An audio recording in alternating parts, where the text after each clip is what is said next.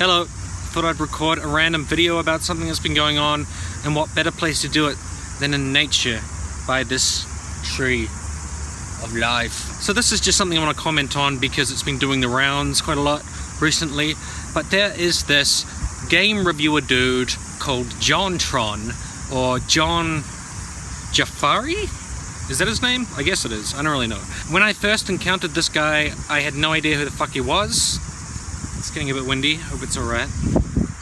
Don't do that to me, weather. When I first heard of him, I had no idea who the fuck he was, but I was just watching some Saga on the Card streams or whatever, and then he had Jon Tron on his channel with some other dude, and everyone was like, oh my god, Jon Tron is on Saga on the Card's channel. I'm like, who the hell's that?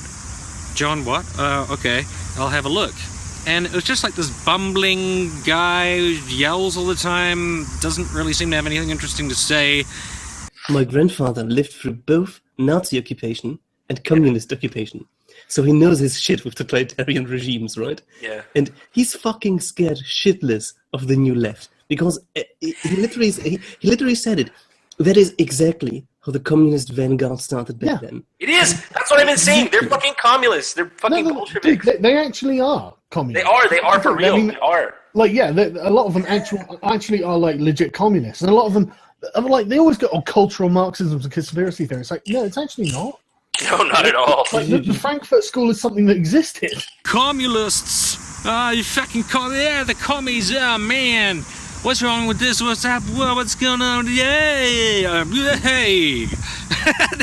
That's just what the guy came off like to me, just like a buffoon. Who is this random dude who just yells and has nothing of interest to say? It's just a void. But everyone was excited. They were like, this is the amazing thing. Jon Tron is here. So I checked out Jon Tron's Twitter and I was like, whoa, he's got like 1-point-something million followers. And then checked out his YouTube channel. Oh, he's got millions of followers there, so I guess he is a popular guy. And I watched some of his videos. Like, in his videos, he does seem charismatic.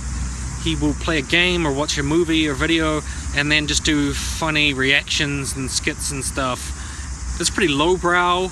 Like, he doesn't seem very intelligent or anything, but he's got a bit of charisma and he makes jokes and people like that. Just like PewDiePie has done, he does jokes about like Hitler and racism and stuff. But you could just think that it's just a buffoonish guy who isn't very deep and he just finds some things to do with Nazis like funny, like ha ha ha. Guys, honestly, come on, if you're wondering where this imagery of Simba cruising atop a swastika-laden blimp comes from, well, it's very simple, okay? Hitler was a big fan of the Disney Renaissance.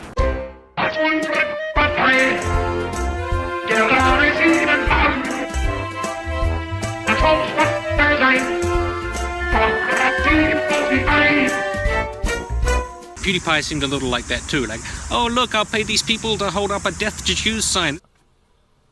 I like the editing. Subscribe to Keemstar.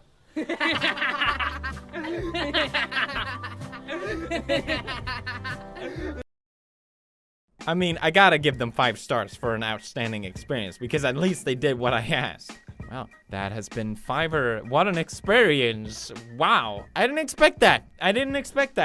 Let me know if I should do more of these. Leave a like, I guess. I don't feel good. I don't feel too proud of this. I'm not gonna lie. Like, I'm not anti-Semitic or whatever it's called. Okay, so don't get the wrong idea. It was a funny meme, and I didn't think it would work, okay? Not really smart enough, or nuanced enough, or intelligent enough to think about the implications of doing that kind of thing, which will come back to bite them in the ass later. And for that reason, it's difficult for me to say that PewDiePie is a racist, but I definitely think he's immature and he's stupid, and hopefully not as stupid as Jon Tron, because this guy is next level idiot. So moving on from all of that, a few days ago, Jon Tron makes a tweet. Wow, how scandalous. Steve King doesn't want his country invaded by people who have contempt for his culture and people. Nazi. That's exactly it. It's only white nations that aren't allowed to protect their culture. And he's like, oh, boo-diddy-boo, so you liberal PCs saying that I can't have similar talking points to white nationalists and supremacists. Ugh, jerks. Skeptic came out and he was like, Talking point doesn't equal thesis. We can't make thought experiments taboo because Nazis might agree on broad concepts. To which I would say, yeah, but you can also be concerned that your rhetoric is used by hardcore Nazis to make points about how black people are inferior and that people might get the wrong idea. So you should need to be cautious about the way that you express it. Whereas Jon Tron just like rampantly came out and was like, we have to preserve the white race, whatever, because it's America, because that's what it's all about. Are you telling me that sounds like a kind of like a nuanced, intelligent point about anything to do with race? Or does it sound like an idiot racist, to be frank, coming out and saying something racist? A lot of white supremacists would say that's fantastic, that's our kind of rhetoric, we love that, he's a popular guy. Let's get on his Twitter, let's become his fan, and let's spread these talking points about how the white race needs to be preserved because it's just so important to be white. And I think Armored Skeptic is doing a disservice to his fans and a bunch of other people by not pointing out this is also not rhetoric that you should use flippantly. If you're going to use this kind of rhetoric, it should be in a nuanced way where you're actually making some kind of wider point, not just bemoaning lack of whiteness, which is kind of fucked up, and yeah, it's sort of racist. Because if a black game reviewer came out and said that kind of shit, how come white people get to dominate so much when the real America is blacks? Blacks need to maintain their demographics and we can't let white people and other people take away from our blackness. They would of course complain about that. You would see it all the time, and rightfully so, because that would be kind of anti-white rhetoric, wouldn't it? Like, these are talking points that are used by not people who just are concerned in a very mundane fashion about preserving white people. They are worried about other races that they see as inferior to white people. And I think you should at least just be concerned that you are using the same points that they use. But it didn't end there, because Chris Reagan picked it up, and he was like, yeah. Steve King's baby premise is dumb, but I do find it odd that multiculturalism is really only being championed in white majority nations. Like, everyone's fine with Asia, Africa, India being majority native. But it's this weird problem in America and Europe for some reason. Honestly, I don't give many shits about who lives where. I just want people to have consistent beliefs. Is that really so difficult? And with Chris, I mean, I can't say for sure whether he's a racist, because he just sort of bumbles into shit, and he just bumbled into this, just like, what's going on here? How come other people get to say they want to preserve their demographics, but us white people, we can't do it, or it's racist. And I think the reason, to me, is because when anyone does it, it sounds racist. At least to me. If a black supremacist says it, white supremacist, or like Zionist, talking about Palestinians, or, whomever says that kind of shit, they sound kind of racist. And I think, Chris, you're not doing yourself any favors by bumbling into it. Now, I'm not really the kind of person to just call people racist or sexist or misogynist too quickly, and I get criticized from people on my side for not saying like that person's a racist, that person's a sexist, that person, after they've done something racist or sexist or misogynist.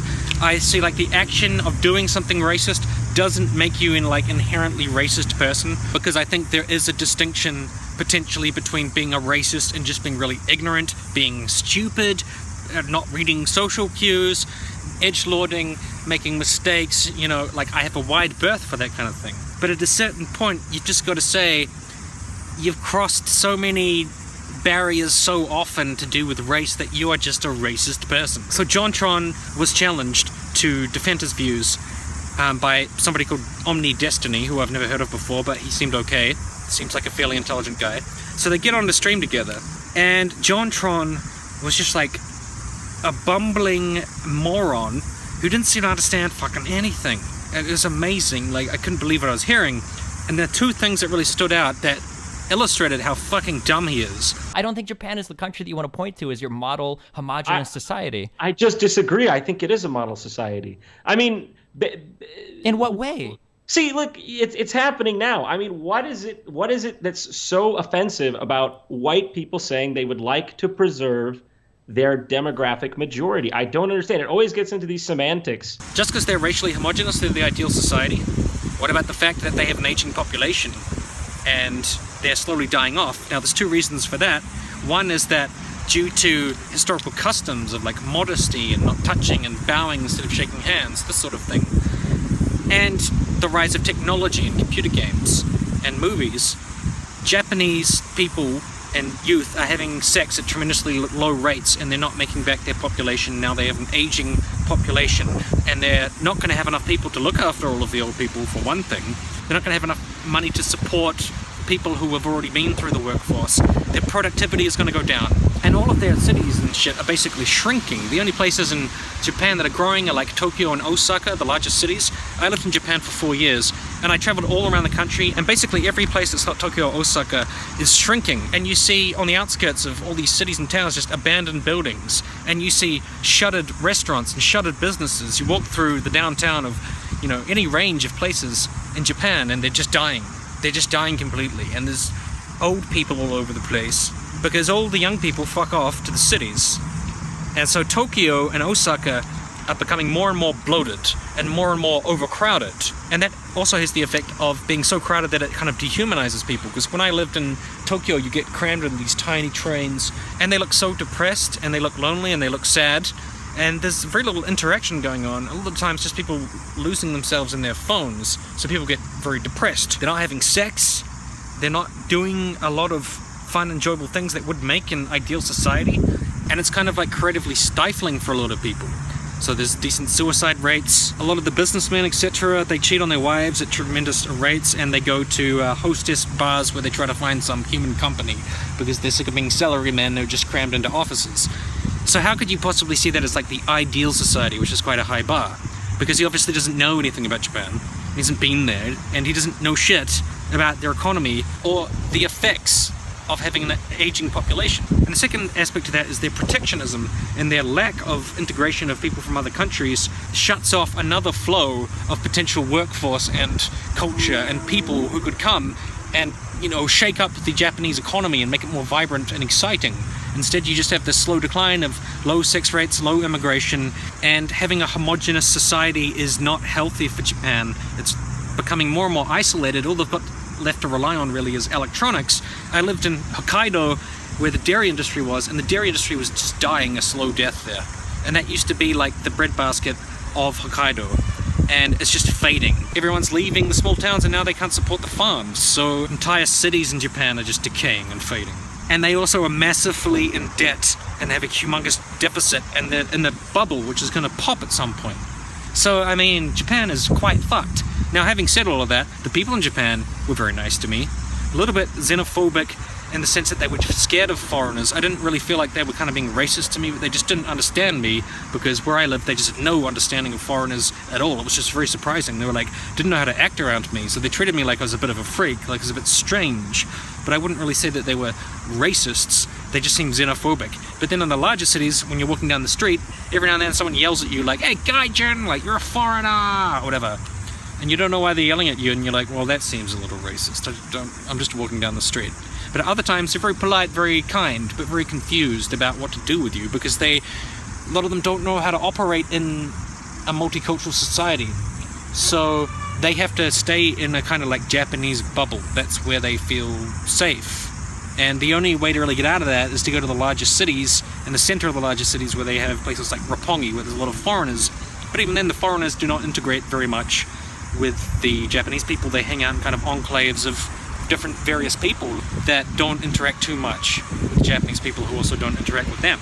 So number one, him saying Japan was an ideal society, I was like, alright, this guy's an idiot. He doesn't know anything. The second thing that he said on the stream that was just beyond stupid was they got around talking to voting. well, look at what you're saying. You're saying these states have high non-white populations. Yeah, then why do they vote Republican? I thought you said they- these people have voted Democrat. They do. Okay, so they've got enough non-white people to vote, but they vote Republican? That are, I believe those states have a lot on welfare, but I don't know this for sure, so I don't want to. I don't really know about this one. I will defer this one to you. I don't know. Okay, but then you said earlier that most of the Republicans were libertarians or whatever. I don't know. That just seemed like a strange... No. We see a different voting pattern. At least look. Even if it doesn't have to do with race, even if it doesn't have to do with national origin, even if it didn't have to do with these things, we see a discrepancy in the voting patterns between the different groups in America.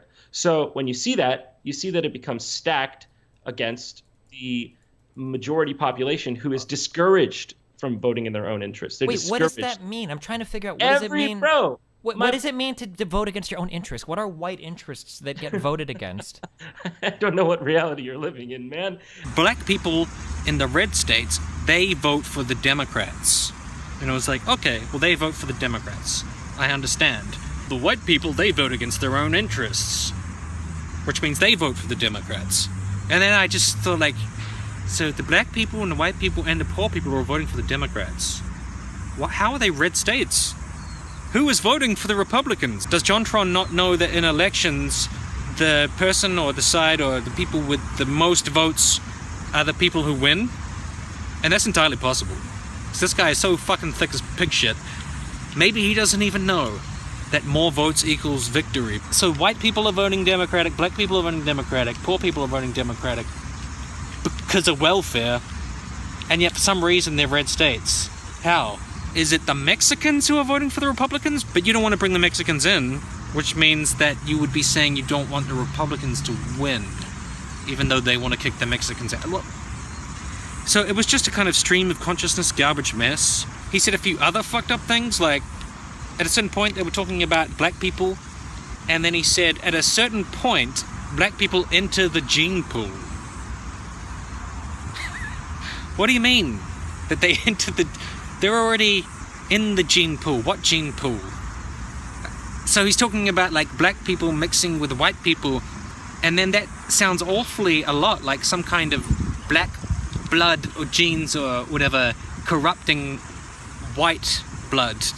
Like just scarily Aryan eugenic type language. Destiny asked him over and over again, why is it important that we maintain the white demographic? And Jon Tron had no answers except to maintain our culture. We just want to maintain America. And then Destiny would constantly say, yeah, but America was, you know, kind of built on immigrants. And yet you're saying that the culture of America is white and nobody else. What about like the Native Americans or whatever? But I'm sure that Jon Tron would probably not like the Native Americans because they're brown. And they just kept coming back to this point over and over again. And Jon Tron could not answer why he wanted America to be so white. Why did he want to maintain the white demographic? Why was it important? And I think, I hate to call people racist, but I think Jon Tron is a fucking racist. Because he knows deep down, everyone can tell, he just thinks white people are better. He just thinks it's important for people to be white. He likes the fact that people are white. He likes white people. And he doesn't really seem to much care for non-white people, which is a bit weird because he's half Iranian. So is Jon Tron the problem with America? Is he the person bringing it down because he's half Iranian and he's kind of like messing up the Americanness? He comes along and he's popular and he's basically ruining the country for everybody else because he's making it less white. So maybe he should get the fuck out of America and fuck off back to Iran because he's ruining America because he's not white enough. So what the fuck, I mean, what kind of shit, what the fuck is with this moron? Like, and I can't believe people have not called him out more. It's absurd. And like people like Sargon want this kind of guy on their side. Oh yeah, and a very telling moment was when Jon Tron said, oh, you know, if I say what I really believe or I say more things that I think, people will just use it to incriminate me. It's like, wait, you think worse things than just it's super important to keep America white, dominated, for reasons that you can't explain, and then demonize Muslims and black people and just all other non-white people? You think stuff worse than that. So what do you really believe? What do you really think that people could call you racist for? Because I'd be interested in hearing that. Like, how racist can this guy get compared to how he is now? So, I mean, I guess there's no real depths to how racist he really is. I guess we'll find out, won't we? And also, so after Chris Reagan sort of defended or like reiterated Jon Tron's points, apparently PewDiePie followed Chris Reagan. And I don't know if that was related to what Chris Reagan said about race. But if so, then, I mean, that's kind of a bad omen, because it points to the fact that after being demonized by the media, PewDiePie has started to shift more towards putting forward or rewarding talking points about race that people get criticized for. So if people say fucked up shit about black people or weird things about white supremacy and then get attacked for it, PewDiePie is there to get their back.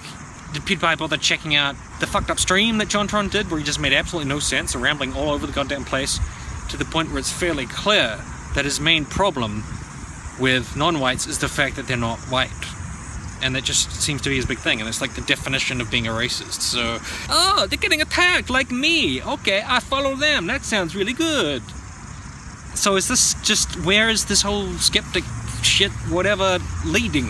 You know, now that the Sargons of the world have infested it with their bullshit anti-feminist, anti-SJW social justice shit, and basically enablers and not challenging all this constant racial rhetoric, dog whistling and demonizing of people who are not white, where's it all going to lead from there? I think people need to start distancing themselves from people like Jon Tron and Sargon and just say, look, this looks bad for us, looks bad for the people I know. I need to stop just making excuses for this and just say, look, clean yourself the fuck up, read a book, learn more about the world, learn about different cultures, stop being such a racist cunt. And I think a lot of people need to just say that to people in the skeptosphere. So once again, it continues to be a very disappointing scene, and this Jon Tron guy, what a bumbling moron. How does somebody function knowing so fucking little? Peace.